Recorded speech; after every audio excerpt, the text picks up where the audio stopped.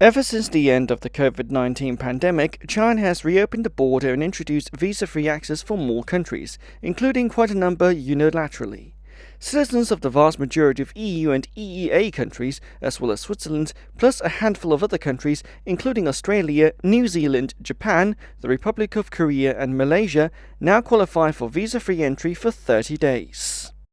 Other nations, such as the UK, Canada, the US, and Brazil, amongst others, can visit mainland China visa-free for 240 hours, that's 10 days, if their citizens enter mainland China in transit to a third destination. For this purpose, Hong Kong and Macau, easily accessible via cross-border rail, and themselves visa-free for many, count as well, as do Taiwan, although direct trips back home don't count.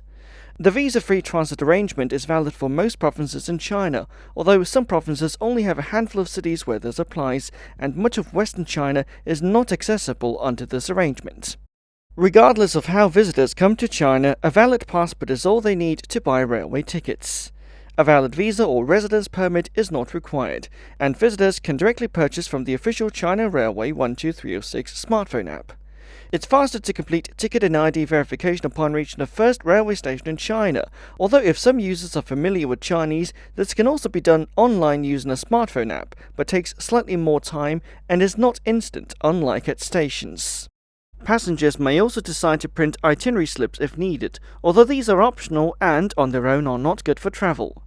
When checking in and out at ticket gates, if there is no integrated passport reader on the ticket barrier, travelers should use the standalone ID document readers instead. Place your passport with your data page down, emblem side facing up, and hold it firmly for about 5 seconds. Once the gates open, take your passport and belongings and proceed onward. For 10 days, travel on the main lines, including Beijing to Shanghai and the two megalopolises themselves, are easily doable. For a month, almost all of China can be explored, although special permits are required for Tibet.